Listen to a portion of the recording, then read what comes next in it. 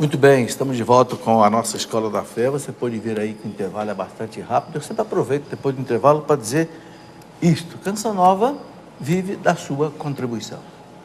Não tem propaganda, não tem comercial, você já sabe. Então, isso deve ser realmente um grande estímulo para que a gente contribua com a Canção Nova. É realmente algo novo. Uma televisão, uma rádio que tem aí 30 e tantos anos vivendo da contribuição dos católicos. Algo que realmente para mim foi uma novidade em termos de igreja, graças a Deus. Então, fica aí. Eu quero lembrar também que todos os produtos que você compra da Canção Nova, você ajuda a evangelização. Por exemplo, quero mostrar aqui 3 coleções, 3 cursos que eu gravei, né? História da igreja, são cursos, é coisa longa, mais ou menos aí 80 horas, século por século, mas quem gosta de estudar, é CD, não é DVD, só para ouvir, colocar no carro e tal, né? Um curso também sobre a Bíblia, explicando os 72 livros da Bíblia, com base em bons autores, bons biblistas, né? Claro que não é uma coisa exaustiva, mas é um curso aí de umas 90 horas, explicando cada um dos 72 livros da Bíblia. E um livro explicando também o catecismo da igreja, né? Mais ou menos 30, 40 horas, explicando as 4 partes do catecismo da igreja. Eu estava até conversando com o Padre Paulo. Quem me convenceu a fazer isso, eu acho que ele não sabe direito, mas foi o Padre Paulo. Um dia o Padre Paulo disse assim: professor, o brasileiro não gosta muito de ler, o brasileiro gosta de ouvir. Eu não acreditava muito nisso. Mas eu comecei a fazer essas gravações e olha, padre, fiquei convencido que isso eu tenho razão. Até estou conversando com o Padre Paulo aqui da possibilidade de a gente fazer alguma coisa junto. Quem sabe gravar um curso de teologia para leigos. Vamos fazer, se Deus quiser. Um curso de espiritualidade, né? Se Deus quiser. Aquilo que é mais difícil para o senhor. E a gente fazer um trabalho junto. E é bom que a Canção Nova pode colocar isso para as pessoas. Ajuda, inclusive, o projeto da MA. Mas, padre, vamos em frente.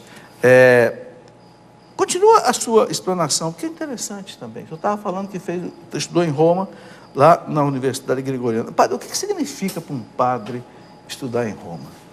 Olha, para mim foi uma experiência extraordinária, né? Porque também, nesses 5 anos que eu passei em Roma, 2 anos eu fui diácono. Por quê? Eu fui ordenado diácono com 22 anos. Eu não tinha idade para ser ordenado padre. Então, eu precisei... Qual é a idade para ser ordenado padre? 25. 25? Mesmo assim, eu fui ordenado com 24, com dispensa do bispo. Sei. Então, eu passei 2 anos, né, dos 22 aos 24, diácono.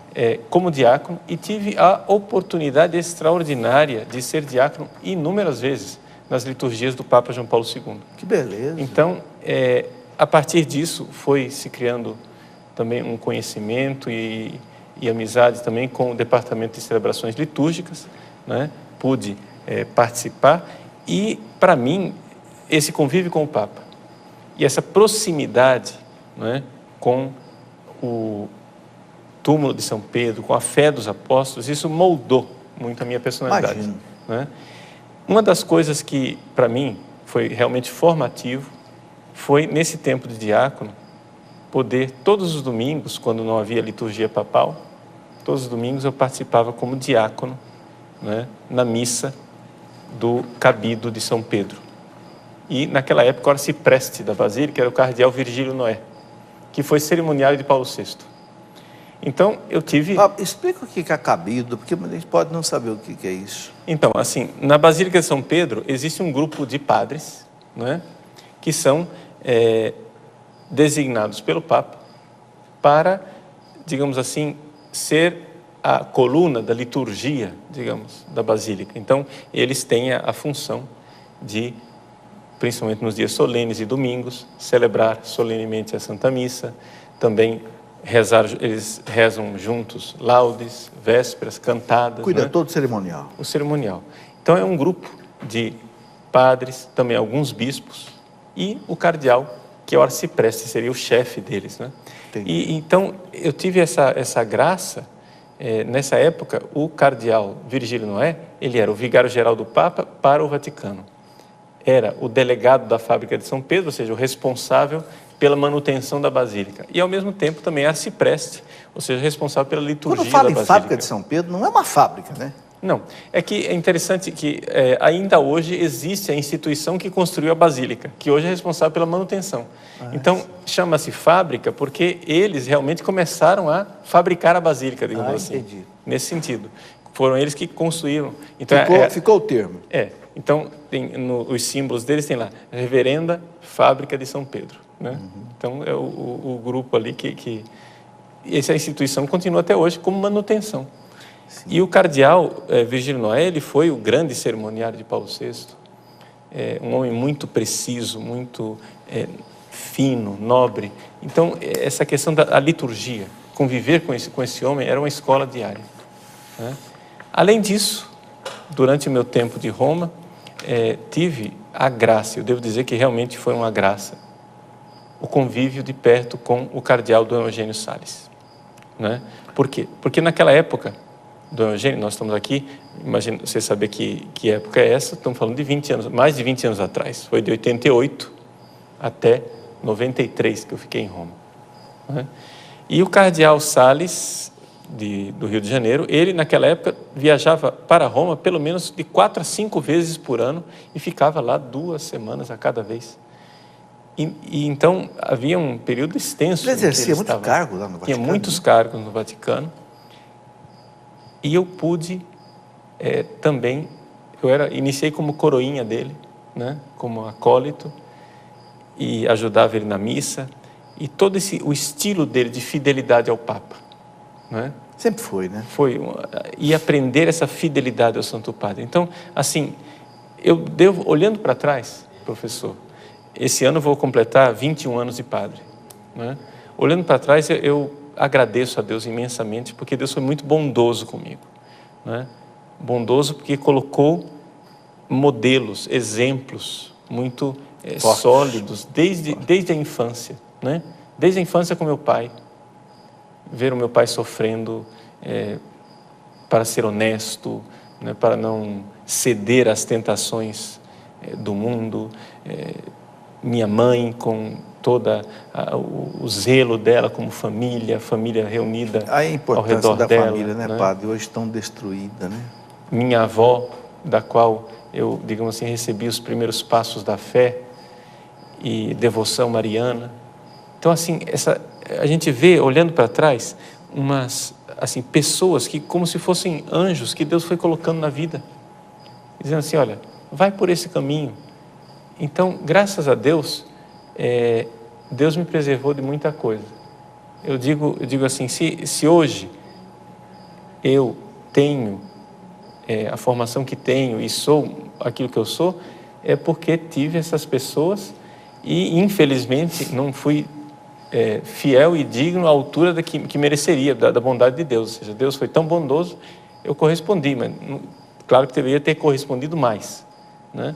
Mas, assim, na misericórdia de Deus, vamos indo para frente. Tem tempo ainda, né, padre? Né? Bom, além de tudo isso, eu vou resumir aqui rapidamente, porque eu quero deixar os telespectadores fazerem perguntas. Já tem aí, né, Sandro? Tem bastante. Então, eu quero só dizer que o padre Paulo também exerceu alguns cargos, vigário paroquial da Catedral Basílica do Senhor Bom Jesus em Cuiabá, de 94 a 97, foi reitor do Seminário Cristo Rei, também de Cuiabá, de 96 a 2010, vigário judicial que trabalha no direito, no tribunal. No tribunal eclesiástico. Pároco da paróquia Nossa Senhora das Dores, em Barão do Melgaço. No Pantanal. No Pantanal do Mato Grosso. Lá é bom para pescar, né, padre? Tem muito peixe, né? Mas eu nunca fui pescador. Não. Secretário-geral do Sínodo Arquidiocesano de Cuiabá, enfim, muitas coisas. Bom, e hoje, o padre Paulo também leciona em muitos lugares, tal. Hoje leciona aqui, né, no seminário. O que o senhor leciona aqui no seminário, padre? Agora, desta vez, eu estou lecionando Trindade e o Revelação e Fé, né? Teologia Fundamental e o Tratado da Santíssima Trindade. Padre, a gente podia fazer um programa aqui um dia sobre direito canônico, hein, padre? Eu estou até aqui com um código aqui na minha mão. Sim. Sobre essa questão de nulidade de casamento. Que tal se eu voltar aqui semana que vem para isso, hein? Pode ser. Semana que vem, o padre Paulo vai ficar aqui semana que vem também. Vocês gostariam que o padre... o padre é formado e mestrado em direito canônico. E eu nunca abordei esse assunto aqui, padre, por isso que eu queria abordar. Pois Que é. fazem muitas perguntas, quais são, por exemplo, os casos em que um casamento pode ser declarado nulo pela igreja? Como é que a igreja, por exemplo, pune um sacerdote? Agora nós vimos aí um padre que foi punido lá em Bauru, não é pelo bispo, mas houve todo um processo canônico antes de chegar à punição. Então aí, padre, se o senhor puder voltar quinta-feira que vem... Com muito gosto. Tem um assunto aí, olha, Código de Direito Canônico. Quem quiser pode preparar sua pergunta aí para o padre Paulo para a semana que vem. É isso aí. Ô, Sandro, entra então você aí, o que você já tem aí para o padre Paulo? Padre, o Alex, ele é católico, é universitário, do curso de História. Aí ele diz aqui, eu fico num beco sem saída quando me perguntam algumas coisas aqui. A minha dúvida é sobre se a moral sexual da igreja não estaria meio que estagnada no tempo. Hoje há uma unanimidade da grande maioria dos psicólogos e pesquisadores a dizerem que masturbação e homossexualidade não fazem mal propriamente ao ser humano e que o sexo não precisa ser vivido somente no casamento. Se a posição da igreja está certa, por que não há posições de psicólogos que confirmam o que a igreja diz? Certamente existem muitos psicólogos que confirmam aquilo que a igreja diz. Sem dúvida. Agora, o que acontece é que nós temos aqui no Brasil uma hegemonia, né, do sambinha de uma nota só. Então, se você vai consultar somente psicólogos psicanalistas, da linha psicanalista, você certamente, né, de Freud, o que é que você pode esperar? Freud tem uma psicologia que é o retrato da antropologia que ele tem, ou seja, o conceito de ser humano que ele tem. Para Freud, Freud é um materialista, né? Não existe alma, não existe espiritualidade, não existe Deus. Para Freud, o homem é um animal defeituoso, ou seja, o homem, o que é a cura, né? Na verdade, é você poder dar vazão aos seus instintos sexuais sem se preocupar. Só que acontece que isso é uma visão do ser humano absolutamente desviada. Por quê? Porque o ser humano, ele tem corpo e tem alma. E a relação sexual para um ser humano não é igual a de um animal. Quando Deus fez os animais, Ele colocou limites para os animais exercerem a sexualidade. Para uns animais existe a época do acasalamento, para outros a época do cio, para outros uma vez na vida. Cada animal tem um limite para a sua sexualidade.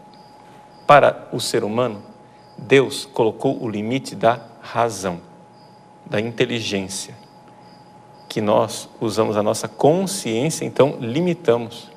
Vejam, não existe na natureza nenhum animal que pratica o sexo de forma compulsiva e doente como o ser humano. Não mesmo. Você pode olhar toda a natureza. Você não vai encontrar nenhum animal que é capaz de fazer o que seres humanos fazem, de passar a noite inteira tendo relações, 4, 5, 6, 7, 10 relações sexuais numa noite, de forma compulsiva e doente. Ora, por quê? Porque nós não estamos exercendo o limite da sexualidade como Deus colocou. O sexo humano, ele deve ser vivido espiritualmente. Se você deixa a sua alma fora da sexualidade, você irá necessariamente viver o sexo de forma doente. Então, a pergunta é essa. Os psicólogos têm uma visão de homem de que jeito? Como é o homem para esse psicólogo? Conforme for o homem, vai ser a cura que ele vai propor. Então, se o homem é um bruto, é um animal, né? É simplesmente um cúmulo de instintos irracionais, então a cura para ele vai ser isso daí. Agora, você é isso? Você se acha isso? Você se experimenta assim? Não. Ou seja, nenhum animal, quando termina a relação sexual, se sente frustrado quando ela não teve sentido. O ser humano se sente frustrado.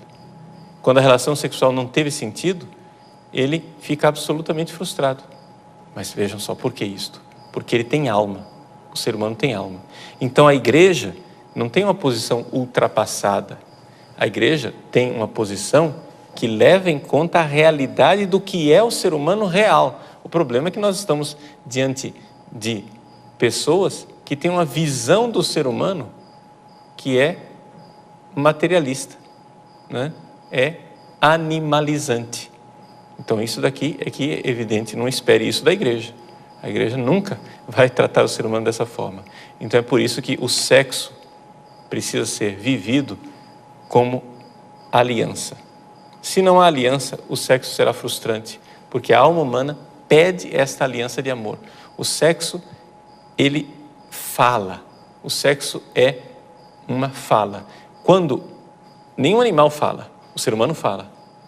Com a relação sexual, você diz para a sua esposa: eu sou todo teu. Agora, quando, por exemplo, você tem sexo fora do casamento, você diz com o corpo: eu sou todo teu, depois você se levanta e vai embora para casa. Então, você está desmentindo com a vida aquilo que você acabou de dizer. Então, é por isso que existem essas frustrações. Nesse sentido também é que se entende a masturbação e a prática homossexual. Ela sempre tem algo que deixa a desejar nessa parte espiritual do ser humano. Aí a igreja coloca também uma coisa que eu acho muito bonita. O sexo tem duas finalidades, dois objetivos grandes: unitivo e procriativo. Né? Unitivo une o casal, sereis uma só carne. Até fisicamente, o Papa fala, João Paulo II falava lá na teologia do corpo dele, que até fisicamente Deus quis realizar essa palavra: sereis uma só carne. Né? E ali você gera uma vida. Quer dizer, não tem nada mais espetacular. Né? Agora, a masturbação você não tem nem unidade, porque não tem duas pessoas e nem gera nada. Então, realmente é algo fora do contexto do plano de Deus. E a igreja nunca vai mudar isso, porque a igreja não pode mudar o plano de Deus. O homossexualismo, por que a igreja não aprova? Porque Deus fez um homem e fez a mulher, crescer e multiplicar. Quer dizer, as pessoas acham que a igreja tem que mudar. A igreja não vai mudar nunca, porque a igreja ela recebeu isso de Deus. Eu acho importante colocar isso aqui. Embora a gente tenha que respeitar quem quer viver de outro jeito, mas para nós cristãos, nós que acreditamos na Bíblia, na palavra de Deus, em Cristo, essa é a regra, essa é a norma. Né? Agora, Padre Paulo, uma pergunta que eu queria colocar para o senhor. Eu penso que por trás dessa cultura nova, que é nova, há 30 anos atrás, eu não ouvia uma pergunta desse tipo. Me parece que há um ateísmo que tomou conta das universidades. Por que nós chegamos a esse ponto? Hoje é moda ler Nietzsche, Heidegger, Marcuse, Schopenhauer, tudo filósofo ateu. Né? Mas é moda agora. O senhor que estudou bem a filosofia, que eu não estudei, qual é a razão disso tudo? Bom, a realidade é a seguinte, é que Deus é, sem dúvida alguma, algo que muda totalmente a nossa visão de mundo. Se existe Deus, tudo é diferente. Eu não me pertence, eu não me pertenço, eu não sou meu, eu não sou dono de mim. Se existe Deus, eu sou para Ele. Agora, o que acontece é que existe uma revolta básica do ser humano, né, que de uns tempos para cá, né, essa revolta, ela era somente de uma elite. Ela era de uma, digamos assim, de uma pequena porção da humanidade que se achava dona do próprio nariz e não aceita a existência de Deus, não por princípios teóricos inabaláveis, não, nós chegamos a conclusões científicas inabaláveis de que Deus não existe, nada disso. Né? É um ateísmo seletivo, é um ateísmo que não quer um Deus mandando no campo da moral. Não quer que Deus me diga o que é certo e o que é errado. Nesse sentido, a palavra correta não seria ateísmo. A palavra correta seria idolatria. É o homem que se coloca no lugar de Deus. Nietzsche, não é? Diz isso com toda clareza no livro dele. Não é? Assim falava Zaratustra. Nietzsche tem lá um capítulo chamado As Ilhas Bem-aventuradas, e naquele capítulo do Assim Falava Zaratustra, Nietzsche diz assim: eu vou confessar a vocês, irmãos, se os deuses existissem, como poderia eu suportar não ser um deus? Logo, os deuses não existem. Isso é o raciocínio mais falacioso, né, e sem vergonha da face da terra. Ou seja, ele está ali confessando com toda clareza que ele optou que Deus não exista, porque ele não suporta que ele não seja Deus. E essa é a realidade do ser humano, essa é a realidade dos filósofos. Padre, essa não foi a tentação do Satanás, não? Exatamente. De não se aceitar como criatura e querer ser Deus e, portanto, se rebelou contra Deus? Exatamente. Então, essa é a realidade, né, do ser humano que não quer um Deus que mande nele. É o filho pródigo que sai de casa. Eu sou livre, né? Vou sair da casa do meu pai. Nós estamos vendo exatamente isso. O ser humano saiu de Deus, está vivendo a vida do filho pródigo e já estamos vendo a humanidade, né, comendo lavagem de porco. Só que são poucos os que caem em si como o filho pródigo para dizer, não está dando certo, vou voltar para a casa do meu pai. Não, eles preferem reciclar a lavagem. Então você diz, não, mas a lavagem não está boa, vamos pôr no micro-ondas, né? Vamos melhorar a lavagem, né? Vamos colocar um temperinho melhor, né? Quem sabe a lavagem fica boa agora, né? Infelizmente é isso que a humanidade está fazendo, está reciclando a lavagem para ficar mais saborosa. E ao invés de chegar e dizer, não, eu vou voltar para a casa do pai. Professor, nós vemos hoje coisas absurdas, as pessoas se destruindo, não é? O sexo, né, que é o assunto que levantou toda essa nossa conversa aqui, as pessoas estão chegando ao absurdo, professor, do sexo sem prazer. O senhor sabe que isso existe? Ou seja, a pessoa já fez tantos atos sexuais, orgias, né? Que ela chega a um patamar de desagregação pessoal, que ela faz sexo de forma compulsiva, como autodestruição e não como prazer. O sexo como instrumento de autodestruição, onde as pessoas entram em orgias para, por exemplo, contrair AIDS. Não é? Assim, 10 pessoas se reúnem sabendo que 2 delas ali têm AIDS. Então, começam a ter relações sexuais com uma espécie de roleta russa para tentar contrair AIDS. Eu digo isso para vocês, não é assim, eu fiz um estudo teórico, não, eu tenho 21 anos de confessionário. Há 21 anos atrás, a gente ouvia as confissões de um jovem, era uma coisa. Hoje, 21 anos depois, é outra coisa completamente diferente. Hoje, a gente ouve a confissão de adolescentes, assim, que estão na puberdade, né, da época de primeira comunhão, ou logo depois da primeira comunhão, é uma coisa escandalosa. Meninas com 12, 13 anos de idade, que já praticaram abortos, com vida sexual ativíssima. A humanidade está indo ladeira abaixo. Por quê? Porque nós nos revoltamos, queremos sair da casa do pai, queremos ser livre, eu sou livre, eu faço o que eu quiser, como o filho pródigo. E estamos reciclando lavagem de porco. Parece que tudo começou lá em 68, na França, naquela rebelião de juventude. Ele escreveu nos muros lá, é proibido proibir. Quer dizer, isso é uma loucura, né, padre? Se é proibido proibir, então você fica quietinho que eu vou bater sua carteira. Você não pode me proibir. Eu posso dar um tiro na sua cabeça, você não vai proibir, porque não é proibido, é proibido proibir. Sim. Quer dizer, então é uma insanidade realmente. É um relativismo que seleciona o que é relativo. Não é um relativismo absoluto. É relativo somente aquilo que, para mim, convém. A minha conta bancária não é relativa. Não é?